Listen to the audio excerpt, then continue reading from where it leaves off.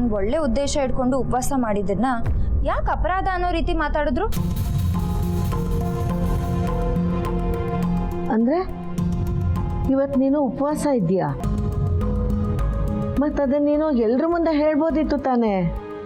ಮಾಡೋ ಉಪವಾಸ ಫಲಿಸ್ಬೇಕು ಅಂದ್ರೆ ಅದನ್ನ ಯಾರ ಹತ್ರನೂ ಹೇಳ್ಬಾರ್ದು ಅಂತ ಲಕ್ಷ್ಮಿ ಅಕ್ಕ ಹೇಳಿದ್ರು.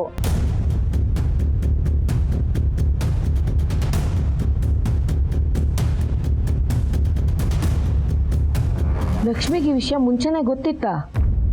ಅಷ್ಟೇ ಅಲ್ಲ, ಅವರೇ ನನಗೆ ಉಪವಾಸ ಮಾಡಕ್ ಹೇಳಿದ್ದು.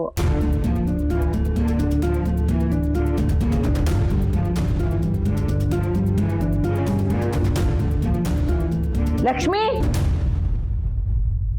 ಲಕ್ಷ್ಮಿ ಬಂದೆ ಅಜ್ಜಿ.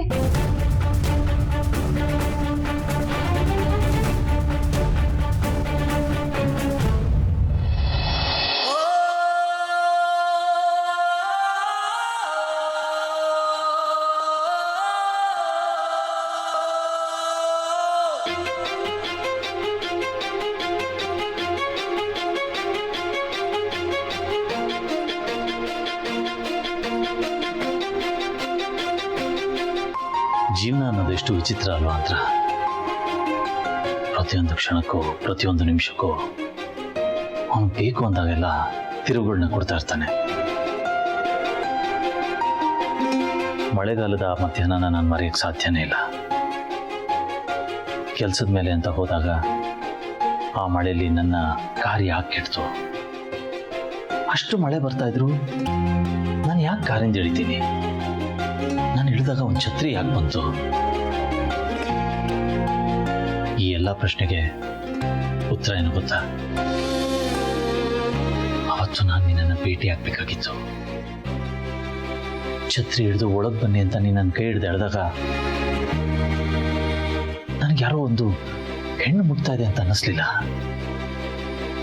ನನ್ನ ಜೀವನದ ಎಲ್ಲ ಸಂತೋಷ ಒಂದು ಹೆಣ್ಣಿನ ರೂಪದಲ್ಲಿ ಬಂದು ನನ್ನನ್ನು ಮುಟ್ತಾ ಇದೆ ಅನ್ನಿಸ್ತು. ಅದಕ್ಕೆ ನಾನು ನಿನ್ನ ಕೈನ ಗಟ್ಟಿಯಾಗಿ ಹಿಡಿದುಬಿಟ್ಟೆ. ನನ್ನ ಜೀವನದಲ್ಲಿ ಬೆಳಕಾಗಿ ನೀನು ಬಂದೆ ಅಂತ ಆ ಬೆಳಕನ್ನು ನಂಬಿ ಕಣ್ಣು ಮುಚ್ಕೊಂಡು ನಾನು ಮುಂದೆ ಹೋಗ್ತಾ ಇದ್ದೆ. ಆದರೆ ದೇವರು ನಿನ್ನನ್ನು ನನ್ನಿಂದ ದೂರ ಮಾಡಿ ಹೊಸ ತಿರುವನ್ನು ಕೊಟ್ಟ. ಎಷ್ಟು ಸಮಾಧಾನ ಮಾಡಿಕೊಂಡ್ರು ನಿನ್ನ ನೆನಪುಗಳು ಅಲೆಗಳ ತರ ಬಂದು ತಪ್ಪಡಿಸ್ತಾನೆ ಇರುತ್ತೆ. ಅದಕ್ಕೆ ಅನ್ಸುತ್ತೆ ಇವತ್ತು ನಾನು ನೀನು ಹಾಕಿರೋ ಹಾದಿಲೇ ಹೋಗ್ತಾ ಇರೋದು. ಇದು ಅಷ್ಟೇ. ಪ್ರತಿ ಹಬ್ಬಕ್ಕೂ ನೀನೊಂದು ರೂಲ್ ಮಾಡಿದ್ದೆ, ನೆನಪಿದ್ಯಾ? ಪ್ರಸಾದನ ನಾನೇ ನನ್ನ ಕೈಯಾರ ಮಾಡಬೇಕು.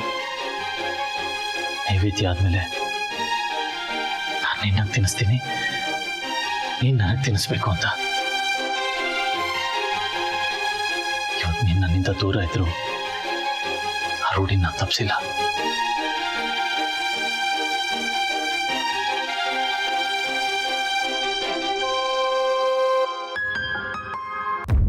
ಲಕ್ಷ್ಮಿ, ನಿನ್ನನ್ನೇ ಕೇಳ್ತಾ ಇರೋದು. ಲೀಲಾಗೆ ಉಪವಾಸ ಮಾಡಕ್ಕೆ ಹೇಳಿದ್ದು ನೀನೇನಾ? ಹೌದು ಅಜ್ಜಿ, ಮನೆಗೆ ಒಳ್ಳೇದಾಗಲಿ ಅನ್ನೋ ಉದ್ದೇಶದಿಂದ ಹೇಳ್ದೆ ಬಿಟ್ರೆ ಬೇರೆ ದುರುದ್ದೇಶ ಏನಿರಲಿಲ್ಲ. ನಿನ್ನ ಉದ್ದೇಶ ಏನು ಅಂತ ನಾನು ಕೇಳಲಿಲ್ಲ, ಆದರೆ ಅದ್ರ ಪರಿಣಾಮ ಏನಾಯ್ತು ಅಂತ ನೀನೇ ನೋಡ್ದೆ ತಾನೆ.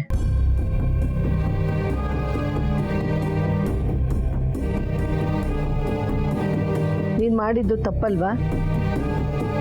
ಅದು ಅಜ್ಜಿ, ನಿನ್ನಿಂದ ಇವತ್ತು ಲೀಲಾ ತಲೆ ತಗ್ಸೋ ಪರಿಸ್ಥಿತಿ ಬಂತು ಅಂದರೆ ಅದಕ್ಕೆ ನೇರ ಹೊಣೆ ನೀನ್ ತಾನೆ.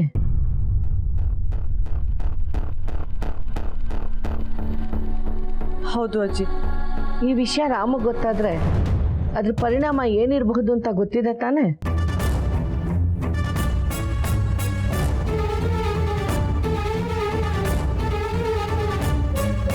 ಮಿಸ್ಗೈಡ್ ಮಾಡಿದ್ದು ಮೊದಲನೇ ತಪ್ಪು. ಲೀಲಾಗೆ ಏಜೆ ಬೈಬೇಕಾದಾಗ ಮೌನವಾಗಿದ್ದು ಎರಡನೇ ತಪ್ಪು. ಇನ್ನು ಸಿಗೋ ಪನಿಷ್ಮೆಂಟು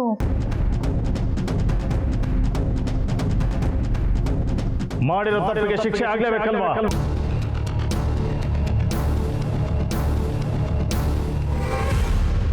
ಅಜ್ಜಿ, ಈ ವಿಷಯ ಏಜಿಗೆ ಮಾತ್ರ ಗೊತ್ತಾಗಬಾರ್ದು. ನಾನು ಒಂದಲ್ಲ 2 ತಪ್ಪು ಮಾಡಿದ್ದೀನಿ ಅಂತ ಅವ್ರಿಗೇನಾದ್ರು ಗೊತ್ತಾದರೆ ನನ್ನನ್ನು ಕೊಂದೇ ಹಾಕ್ಬಿಡ್ತಾರೆ. ಲೀಲಾ, ಲೀಲಾ, ಸಾರಿ, ಲೀಲಾ ಅತ್ತೆ.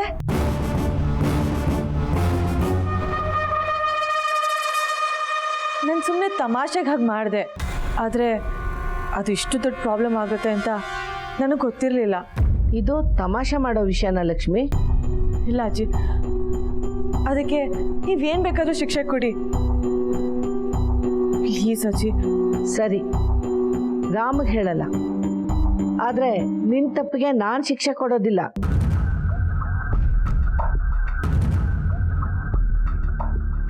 ನಿಮ್ಮತ್ತೆ ಲೀಲಾ ಅಂದರೆ ನನ್ನ ಸೊಸೆ, ಅವಳು ಶಿಕ್ಷೆ ಕೊಡ್ತಾಳೆ.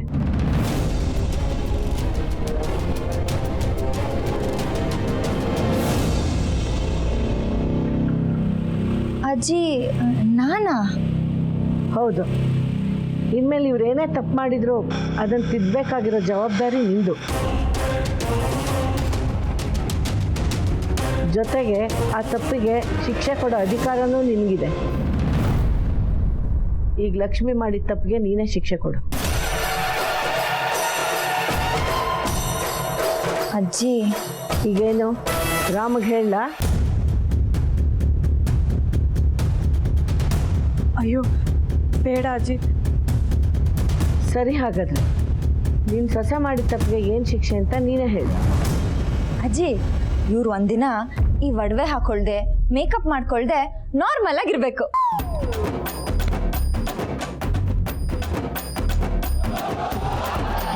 ಇದೇನಮ್ಮ ಇಂಥ ವಿಚಿತ್ರವಾದ ಶಿಕ್ಷೆ? ಸರಿ ಬಿಡು, ಹೇಳಿದ ಅರ್ಥ ಆಯ್ತು ತಾನೇ? ಆಯ್ತು ಅಜ್ಜಿ. ಇನ್ನೊಂದ್ಸಲ ಇಂಥ ತಪ್ಪ ಆಯ್ತು ಅಂತಂದ್ರೆ? ಇಲ್ಲ ಅಜ್ಜಿ.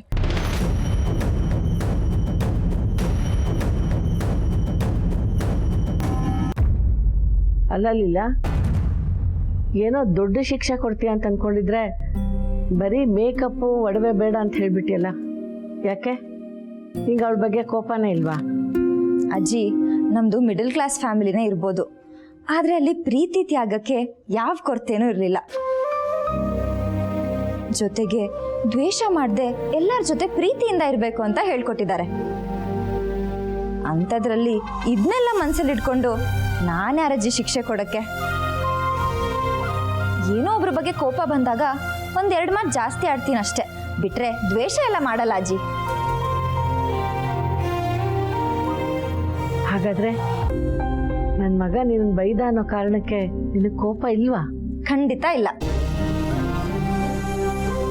ಆದರೆ ಸತ್ಯ ಗೊತ್ತಿಲ್ಲದೆ ರಾಮ್ ಕೂಡ ನನ್ನ ಹಾಗೆ ನಿನ್ನ ಬಗ್ಗೆ ತಪ್ಪು ತಿಳ್ಕೊಂಡಿದ್ದಾನೆ. ನೀನೊಂದ್ಸಲ ಅವನ ಹತ್ರ ಹೋಗಿ ಅವನಿಗೆ ಅರ್ಥ ಮಾಡಿಸಿ ಅವನ ಹತ್ರ ಒಂದ್ಸತಿ ಕ್ಷಮೆ ಕೇಳಿಬಿಡು. ಅಜ್ಜಿ, ಯಾಕೆ ನನ್ನ ಮಗನ ಮುಂದೆ ಕ್ಷಮೆ ಕೇಳೋದಕ್ಕೆ ಕಷ್ಟ ಆಗುತ್ತಾ ನಿಂಗೆ? ಖಂಡಿತ ಇಲ್ಲ ಅಜ್ಜಿ, ಕ್ಷಮೆ ಕೇಳೋದೇನು ದೊಡ್ಡ ವಿಷಯ ಅಲ್ಲ. ಹಾಗೆ ನೋಡಕ್ ಹೋದ್ರೆ ನಾನು ಮಾಡಿರೋ ತಪ್ಪಿಗೆ ಜೀವನ ಪೂರ್ತಿ ಕ್ಷಮೆ ಕೇಳಿದ್ರು ಅದು ಕಮ್ಮಿನೇ. ನಾನು ಈಗಲೇ ಅವ್ರ ಹತ್ರ ಹೋಗಿ ಕ್ಷಮೆ ಕೇಳಿ ಅಷ್ಟೇ ಅಲ್ಲ, ನನ್ನ ತಪ್ಪನ್ನ ನಾನು ತಿದ್ಕೋತೀನಿ.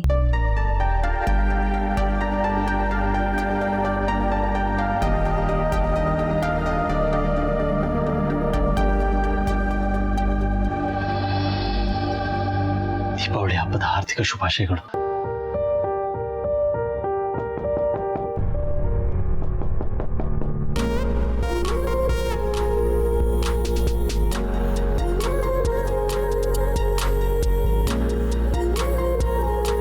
ಏನದು? ಸಾರಿ, ನೀವು ಪ್ರಸಾದ ಕೊಟ್ಟಾಗ ಬೇಡ ಅಂತ ಮುಖದ ಮೇಲೆ ಹೇಳಾಯ್ತಲ್ಲ, ಅದು ನಾನು ಮಾಡಿದ್ದೀನಿ ಅನ್ನೋ ಕಾರಣಕ್ಕೆ ತಾನೆ. ಭಗವಂತನ ಪ್ರಸಾದನ ಯಾರೇ ಕೊಡ್ಲಿ, ಯಾರೇ ಮಾಡಿರ್ಲಿ, ಅದನ್ನ ಕಣ್ಣು ಓದ್ಕೊಂಡು ತಿಂತಾರೆ. ಅದನ್ನು ಬೇಡ ಅನ್ನೋಷ್ಟು ಈಗೋ ನಿಮಗೆ. ಈಗೋನಾ? ನನಗ? ಮತ್ತಿನ್ಯಾರು? ನನಗ? ನೋಡಿ, ನೀವು ತಪ್ಪು ತಿಳ್ಕೊತಿದ್ದೀರಾ. ನಾನು ಬೇಕು ಅಂತ. Stop it! ಬುದ್ಧಿ ಇಲ್ಲದೆ ತಪ್ಪು ಮಾಡೋರ್ನ ಮಕ್ಕಳು ಅಂತ ಹೇಳ್ತಾರೆ, ಬುದ್ಧಿ ಇದ್ದು ತಪ್ಪು ಮಾಡೋರ್ನ ಎಡವಟ್ಲಿಲ್ಲ ಅಂತಾರೆ. ಆ ಕರಿಯದೆ ಗ್ರೇಟ್ ಅನ್ಕೊಂಡು ತಲೆ ಮೇಲೆ ಹೊತ್ಕೊಂಡು ಓಡಾಡೋದಲ್ಲ, ಸರಿ ಮಾಡ್ಕೊಳ್ಳೋದು ಕಲ್ತ್ಕೋಬೇಕು. ಒಂದೆರಡು ದಿನಕ್ಕೆ ಉಸಿರು ಕಟ್ಟಂಗೆ ಆಗ್ತಾ ಇದೆ. ನಿಮ್ಮ ಮನೆಯವ್ರು ಇಷ್ಟು ವರ್ಷ ಅದು ಹೆಂಗೆ ಸಹಿಸ್ಕೊಂಡಿದ್ದಾರೆ? ಹಲೋ, ಏನು ಹಾಗೆ ಮಾತಾಡ್ತಿದ್ದೀರಾ? ಕೊರೋನಾ ಬಂದವರಿಂದ ಜನ ಹೇಗೆ ದೂರ ಇಡ್ತಾರೋ ನೀವು ಬಂದ್ರು ಅಷ್ಟೇ ಜನ ದೂರ ಓಡೋಗ್ತಾರೆ. ಯಾಕೆ ಹೇಳಿ, ನೀವು ಈ ಥರ ಕ್ಲಾಸ್ ತಗೋತಿರಲ್ಲ ಅದಕ್ಕೆ. ನೋಡಿದ್ರಾ, ನನಗೂ ಮಾತಾಡಕ್ ಬರುತ್ತೆ, ಆದರೆ ನಾನು ಇಲ್ಲಿಗೆ ಬಂದಿದ್ದು ಅದಕ್ಕಲ್ಲ. ನಾನು ಪ್ರಸಾದ ಬೇಡ ಅಂತ ಹೇಳಿದ್ದು. ಮಾಡೋ ಪ್ರತಿಯೊಂದು ತಪ್ಪಿಗೂ ಒಂದೊಂದು ಕಾರಣ. ಮದುವೆ ಮನೆಯಿಂದ ಓಡೋದಕ್ಕೊಂದು ಕಾರಣ, ಮೋಸ ಮಾಡಿ ಮದುವೆ ಆಗೋದಕ್ಕೊಂದು ಕಾರಣ, ಎಲ್ಲದಕ್ಕೂ ಕಾರಣ ಕಾರಣ ಕಾರಣ. ಸರಿ ಬಿಡಿ, ಇವಾಗ ನಾನು ಪ್ರಸಾದ ತಿಂದ್ರೆ ಎಲ್ಲ ಸರಿ ಇರ್ತಿತ್ತಾ? ಹೌದು. ಸೊ ನಾನು ಮಾಡಿರೋ ದೊಡ್ಡ ತಪ್ಪಿದೇನಾ? ಹೌದು. ನಾನು ಈ ತಪ್ಪನ್ನ ತಿದ್ಕೋತೀನಿ. ನನಗದ್ರ ಬಗ್ಗೆ ನಂಬಿಕೆ ಇಲ್ಲ. ಈ ಲೀಲಾ ಮನ್ಸು ಮಾಡಿದ್ರೆ ಏನ್ ಬೇಕಾದ್ರೂ ಮಾಡ್ಬೋದು, ನೋಡ್ತೀರಿ.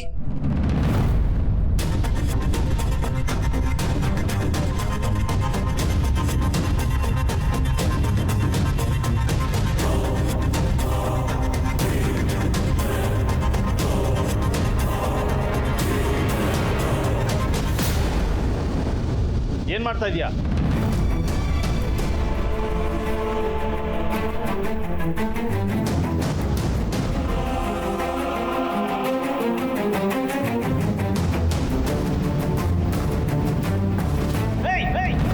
ಅದು ನನ್ನ ಅಂತ ಪಾಲು.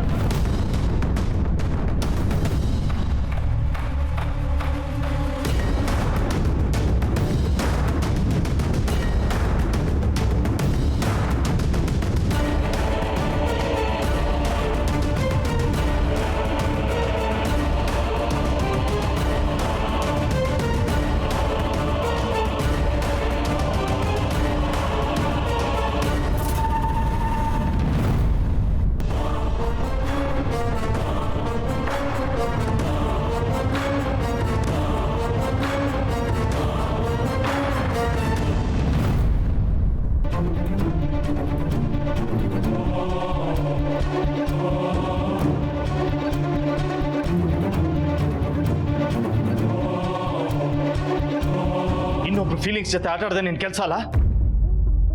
Get out from here. ನಾನಿರೋ ಜಾಗ ಅಕ್ಕಪಕ್ಕನೂ ಸುಳ್ದಾಡ್ಬೇಡ, ನನಗೆ ಕಾಣಿಸ್ಕೊಳ್ಳು ಬೇಡ. You understand? Get out.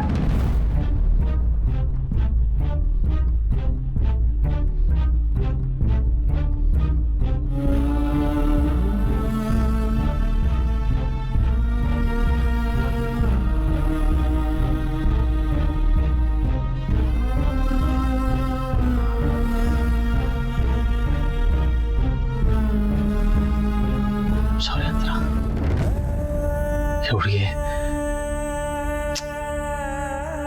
ಯಾಕೆ ಇವಳು ಪದೇ ಪದೇ ನಮ್ಮಿಬ್ರು ಮಧ್ಯೆ ಬರ್ತಾ ಇದ್ದಾಳೆ ಅಂತ ಗೊತ್ತಾಗ್ತಾ ಇಲ್ಲ. ನಿನ್ನ ರಿಂಗು ಅವಳ ಕೈ ಸೇರ್ತು, ನಿನ್ನ ಸೀರೆ ಅವಳ ಮೈ ಇರ್ತು.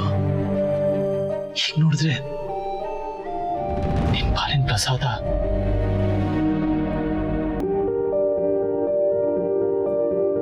ಬಟ್ ಒಂದೊಂದು ನಿಜ, ನನಗಿದಿಷ್ಟ ಆಗ್ತಿಲ್ಲ.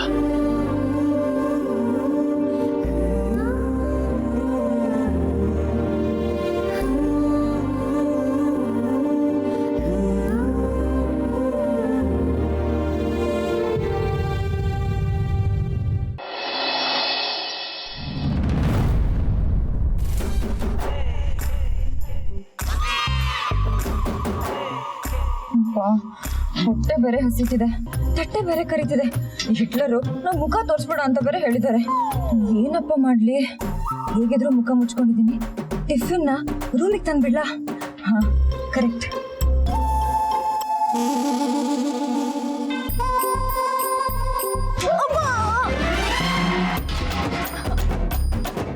ಅಮ್ಮ, ಯಾರ್ರೀ ನೀವು? ನಾನ್ ದೊಡ್ಡ ಎಡ್ವರ್ಡ್ ಸ್ಟಾರ್ ಅಂದ್ರೆ ನೀವೊಬ್ರು ಡ್ಯಾಶಿಂಗ್ ಸ್ಟಾರು. ಕೊಡಿ ಕೈನ.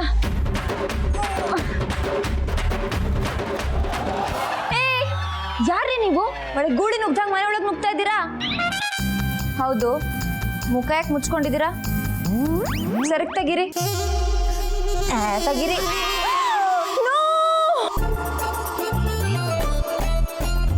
ಲೀಲಾ, ಲೀಲಾ ಏನಾಯ್ತಮ್ಮ?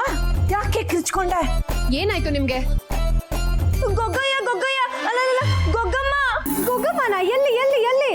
ಇಲ್ಲೇ green colour blouse white colour ಸೀರೆ ಹಾಕೊಂಡಿದಾರಲ್ಲ.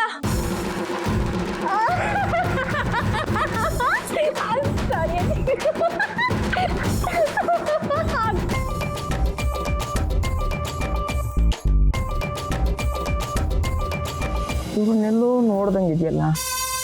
ಅಮ್ಮ ನಿಮ್ಮ ಊರು ಯಾವುದು?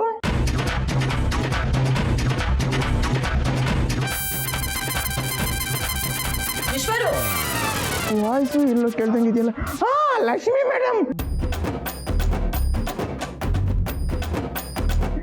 ನೀವು ಗುಟ್ರಕೋವರೆಗೂ ನಿಮ್ಗೆ ಗುರ್ತೇ ಸಿಗ್ಲಿಲ್ಲ ಮೇಡಮ್, ಸಾರಿ. ಅಯ್ಯೋ ಮೇಕಪ್ ಇಲ್ದೆ ನಿಮ್ಮನ್ನ ನೋಡಕ್ಕೆ ಆಗ್ತಿಲ್ಲ. ಎಲ್ಲಿ ನಿಮ್ ಮೇಕಪ್ ಒಡವೆ ಎಲ್ಲ? ಅಯ್ಯೋ ನೀನೇ ತಾನೇ ಒಂದಿನ ಇಡೀ ಒಡವೆ ಹಾಕೋಬಾರ್ದು, ಮೇಕಪ್ ಮಾಡ್ಕೋಬಾರ್ದು ಅಂತ ಶಿಕ್ಷೆ ಕೊಟ್ಟಿದ್ದು. ಅಯ್ಯೋ ಅಜ್ಜಿ, ಅದು ಅವ್ರಿಗೆ ಕೊಟ್ಟಿರೋ ಶಿಕ್ಷೆ ಅಲ್ಲ, ನಮಗ್ ನಾವೇ ತಗೊಂಡಿರೋ ಶಿಕ್ಷೆ.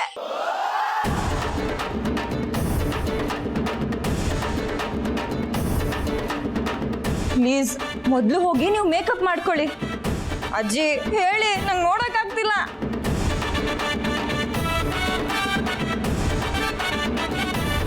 ಅಕ್ಕ, ಸಿಲ್ಕ್ ಕ್ಲಾತ್ ಅಲ್ಲಿ ಸ್ಲಿಪ್ಪರ್ ಇಟ್ಟು ಹೊಡಿಯೋದಂದ್ರೆ ಇದೇನಾ?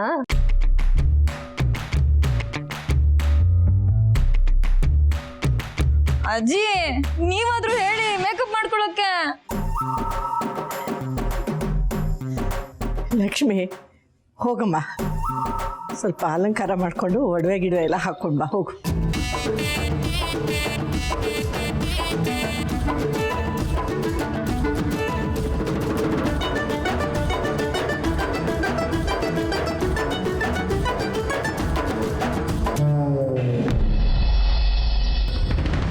ಎಲ್ಲ ರೆಡಿ ಆಗಿದೆಯಾ? ಎಸ್ ಎಜೆ, ಎಲ್ಲ ರೆಡಿ ಆಗಿದೆ. ನೀವು ಹೇಳಿದ ಹೋಟ್ಲಲ್ಲೇ ಬ್ಯಾಂಕ್ವೆಟ್ ಹಾಲ್ ಬುಕ್ ಆಗಿದೆ. Guest list? ಗೆಸ್ಟ್ ಲಿಸ್ಟ್ ಎಲ್ಲ ರೆಡಿ ಇದೆ ಎಜೆ. ವಿಶ್ವರೂಪ್, ಮುಖ ಹಿಂಗೆ ನೋಡ್ತಿದ್ರ ಗೆಸ್ಟ್ ಲಿಸ್ಟ್ ಕೊಡಿ. ಅಲ್ಲ, ಎಲ್ಲ ಸರಿಯಾಗಿದೆ ಅಂತ ಪರಿಶೀಲನೆ ಮಾಡ್ತಿದ್ದೆ ಮೇಡಮ್.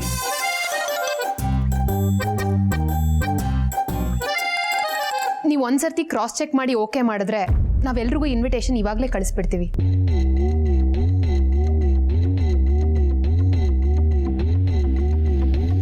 ಸೆಂಡ್ ಮಾಡಿ. ರಿಸೆಪ್ಷನ್ನು ಎಲ್ಲ ಟಿ ವಿ ಚಾನೆಲ್ಗಳಲ್ಲೂ ಲೈವ್ ಕವರೇಜ್ ಆಗ್ತಾ ಇದೆ. VIP ಗಳಿಗೆ ಅಂತಲೇ ಸ್ಪೆಷಲ್ ಸೀಟಿಂಗ್ ಅರೇಂಜ್ ಆಗಿದೆ. ಮೀಡಿಯಾದವ್ರಿಗೆ ಸ್ಪೆಷಲ್ ರೂಮ್ ಅರೇಂಜ್ ಆಗಿದೆ. ವೆಲ್ಕಮ್ ಡ್ರಿಂಕಿಂದ ರೆಡ್ ಕಾರ್ಪೆಟ್ವರೆಗೂ ಎಲ್ಲ ನಮ್ಮ ಲೆವೆಲ್ಗೆ ಸೂಟ್ ಆಗೋ ಹಾಗೇನೆ ಅರೇಂಜ್ ಆಗಿದೆ ಎಜೆ. ಈ ರಿಸೆಪ್ಷನ್ ಎಷ್ಟು ಇಂಪಾರ್ಟೆಂಟ್ ಅನ್ನೋದು ನಿಮ್ಮ 3 ಜನಕ್ಕೆ ಗೊತ್ತಿದೆ ಅಂದ್ಕೊಂಡಿದ್ದೀನಿ. ನಾನೇನು ಬೇಕಾದ್ರೂ ಸಹಿಸ್ಕೋತೀನಿ, ಆದರೆ ಎಡವಟ್ಟು ಆದರೆ ನನಗಿಷ್ಟ ಆಗಲ್ಲ. ಅದರಲ್ಲೂ ಈ ರಿಸೆಪ್ಷನ್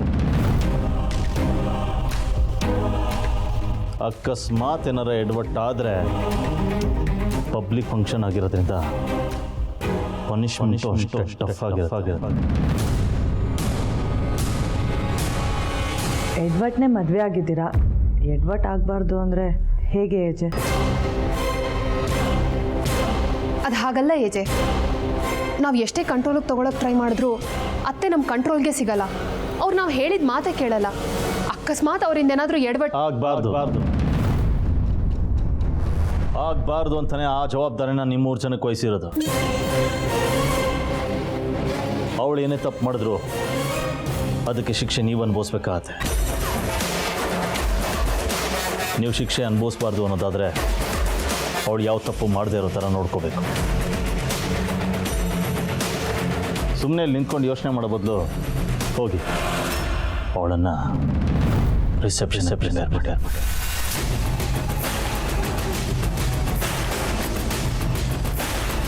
ಕೊಡೆ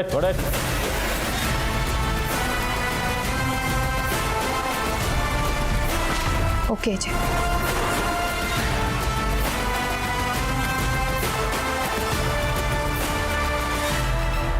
ಅಕ್ಕಪಕ್ಕನೂ ಸುಳಿಬೇಡ ಅಂತ ವಾರ್ನಿಂಗ್ ಕೊಟ್ಟಿದ್ದಾರೆ. ನಂಗೆ ಮುಖ ತೋರಿಸ್ಬೇಡ ಅಂತ ಬೈದಿದ್ದಾರೆ. ಹಾಗಿದ್ಮೇಲೆ ಅವ್ರ ಪಕ್ಕ ನಿಂತ್ಕೊಂಡು ರಿಸೆಪ್ಷನ್ ಹೇಗೆ ಮಾಡ್ಕೊಳ್ಳಿ? ನಾನಂತೂ ಒಪ್ಪಲ್ಲ. ಮತ್ತೆ ಅಲ್ಲೇನಾದರೂ ಎಡವಟ್ ಮಾಡಿದ್ರೆ ನನಗೆ ಬೈತಾರೆ. ಇಲ್ಲಪ್ಪ, ನಂಗೆ ಬೈಸ್ಕೊಳ್ಳೋದು ಬೇಡ, ಅವ್ರ ಪಕ್ಕ ನಿಂತ್ಕೊಳ್ಳೋದು ಬೇಡ, ಈ ರಿಸೆಪ್ಷನ್ನು ಬೇಡ.